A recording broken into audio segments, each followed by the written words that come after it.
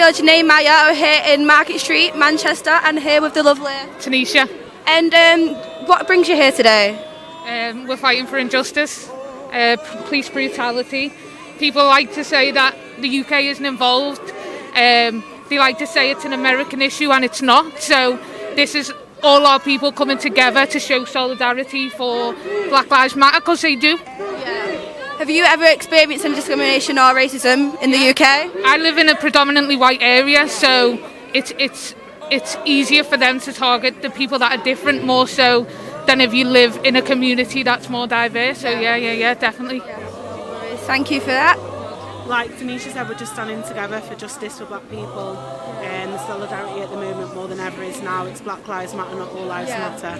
All lives obviously do matter, but Black Lives more importantly at this moment in time is what we're fighting for. Thank you. Literally second to everything they've just said. We're just here to show that we're all one, do you get what I mean? And we're going to fight back and show that how much our lives matter. And I understand, all lives matter, whatever, but right now we're fighting for the black people, and if there was a row of houses burning down, you wouldn't go to all the other houses first that weren't burning and check they're all okay. You'd go to the burning house and put the fire out. So that's what we're doing here today. Thank you very much for that. And can I ask you why you're here today? I'm here just to make sure that George Floyd get justice. I'm from Jamaica. I realize that they don't educate you don't get black history in education here. So I teach my children, you have to read and educate yourself on black history. It is important, and it's nice to see so many white people supporting us. So there's white people here who want us to be one, and then there's others who want to divide us. So I just want to say justice for George Floyd. Thank you very much. And have you ever experienced any discrimination or racism? Yeah, I've been to many jobs, and I know it's because of my color I didn't get it. But they like to say, "Oh, you're crying for racism," and I'm happy that this happened, and we can voice out and know that and explore that racism still exists and it's active, and we want it over. It's been too long. It's been too long. We're tired as black people. We're tired. Thank you very much for that. Thank you. Just wanted to show solidarity with everyone and show that we want to support the change. Yeah, we need there to be a revolution. There's systemic racism in this country that needs to be changed. We want to stand here with everybody in solidarity to show that we are all in this together. In a few years' time, when your kids ask you what you were doing when the revolution started, do you want to say you were here to help? Yeah. That's a very good answer. We want to listen and we want to learn and we want to support. So do you girls think after today and all the other protests that there will be a change this time? I fucking hope so. Yeah, there has to be. There has to be. I really hope so as well. I don't want to swear on camera. I fucking hope so too. Thank you very much, girls. It was nice meeting you. Thank you. Dave and Stormzy, I'm a massive fan of, not just because they're skillful at their craft, but because what they stand for, and they use the platforms on the Brits, which is going to go out to millions, and it's great. That's what we're supposed to do. Do you get what I mean? Use your platform correctly. But I can't comment on who should be and shouldn't be. I just do what I got to do. Have you ever experienced racism / discrimination in the UK before? So, well, in like a work environment. So years ago when I was a teenager working in just jokes, but there's something behind it. It's not really a joke. Do you get what I'm saying? But football as well. Obviously, I used to play in a conference at Barrow and stuff like that, and you would get a chant here and there, but I would channel that into, I'll go and score a goal. I'll channel that into, I'm going to write a sick song that's going to go viral and duppy them. Do you get what I mean? Yeah, that's what we like to hear, just... Yeah. Equality, finally, please. My ancestors are slaves. My dad was Jamaican. There's still massive injustice. Obviously, everyone's saying, it's better over here. It is better over here. But Europe and England, it looks as though there's a ceiling for equality for the rest of the world, when we need to break through our ceiling so that they can break through their ceiling and fucking get to where we are now and further, and we all need to fucking get further. No more black COVID deaths, everyone, please stay safe today and maintain 2 meters, because no one's really doing that just yet. It's worth fucking doing. Our lives matter. Thank you. I listen, you don't know already, we're at Pi Radio, Black Lives Matter, Manchester protest. What's your name? Malachi. And how come you're here today? Just to see what gone, honestly, to see the solidarity, see what people are saying, just to educate myself. And what does Black Lives Matter really mean to you, though? 'Cause obviously you're a black guy living in this generation. There's a lot of racism happening. So, what does Black Lives Matter really mean to you? Yeah, I mean, I've got 2 little siblings as well, and you want them to grow in a place where they can express themselves fully in whatever they want to do in life and whatnot. And such protests like this will just educate so many people, because it's the first time for a lot of people to be see this in the UK, for example, and take a stand. Yeah. So, have you ever experienced racism yourself? Yeah. What type? I mean, straight up and indirect. It's just all over the place. Yeah, so, what advice would you give to your younger siblings in case they experience something similar to you? I think the most important thing is not to let your emotions take control of what's occurring. If you in a situation where you're receiving prejudice, you need to think clearly. Especially with these protests, you need to know your rights, just in case.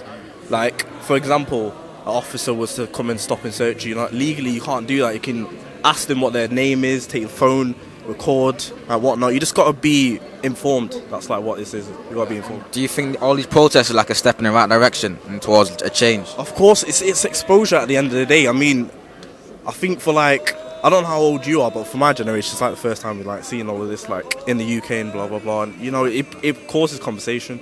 My name's Hessa. I'm from Qatar. Yeah, so you're Arab. So what does Black Lives Matter mean to you since you're Arab, living in a community like this? Well, there is a lot of racism within the Arab community. That's a fact. We're also profiled just like black people as well, but it doesn't take away from what black people go through within Arab communities. One of the names here, Muhammad al-Hashimi, he was murdered by a cop in the United States. He was a troubled kid, and basically he attacked the cop and the cop shot him. So obviously, have you grown up in the UK or have you just recently moved there? No, I just moved here about 8 months ago. So what's the transition been like to you in terms of racism? Have you experienced any racism towards you? It's mainly ignorant racism. It's oh, your country is probably the one where Primark makes all their clothes. Oh, you guys don't have any rights. Things like that. Ignorance. So how do you deal with it then when you experience racism? I try to educate them, but there are some people that there's no point talking to them because what they believe is what they believe. So, what advice would you give to that younger generation coming up that might experience a similar situation to you? I say you have the privilege of having a smartphone. You have the privilege of looking something up. In a lot of countries, you can't speak about anything. In my country, I can't speak about women's rights. But here, I can. You have the privilege of growing up in a generation where you can learn things, where you can educate yourself and speak. Josh, what brings you here for today? Well, there's problems around the world, and when there's problems, you should stand up to them no matter what they are. So I'm just here to show my support, and that's it, really. Show your support. Have you been in the protest today? Yeah, I was in it before, but then we went and got a Subway and we fell behind, so... Decided to get a munch instead. Yeah, I was kind of hungry. Have you ever experienced racism or discrimination in the UK before? Yeah, I've actually experienced racism in my early years quite a lot, and not just from white people. As you can see, I'm lighter in skin, so I used to have a lot of friends that would tell me, "Oh, I'm not black enough," or "I'm not."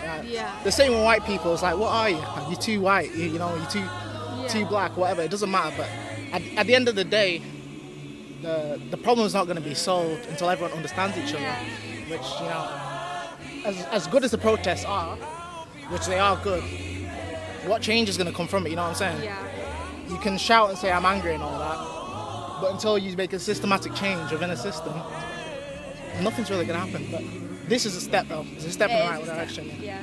Thank you very much. So what brings you here today, Eric? Well, the same reason they're here, to be honest. And we've all been racially profiled before. When we went to, sometimes we go to clubs and they won't let us in because we're a group of black people and stuff. You know what I mean? It's the same. Do you find that quite often when you go to clubs then they don't really let you in because you're with a large... Last time we went to Revolution and he wouldn't let us in because we're too urban or whatever. You said you're too urban? Basically, yeah. So, and he didn't let us in, and we didn't get, it was Revolution, Dean's Gate, just down, you know what I mean? So it was just one of them things, and then... What was the guy's name? I can't remember. Joe the manager. Joe the manager. I'm looking for you still. I'm out for you still. So like, you know what I mean? Joe, if you're watching, let these guys in next time. Yeah. Pound back still, you know what I mean? But anyway, yeah, so that's why we're here. You know what I mean? Like you said, it's a step in the right direction. Like, you know, when we did the whole blackout on Instagram thing, I mean, it's a step in the right direction. Some people were just doing it to be part of the trend. But it's the step in the right. I mean, everyone's got the right mindset. They want to change. You know what I mean? So that's it. Do you think a change will occur? Well, it's going to be a while, I think, because we've been fighting racism for a while now. It's been here since, you know, slavery, before slavery. It's still going on. So I don't feel like racism is ever going to go away, but we can fight it at least. As long as ignorance exists, racism exists. Exactly. So as long as ignorance exists, racism exists. So. Okay, thank you for that. Thank you. Thank you, guys.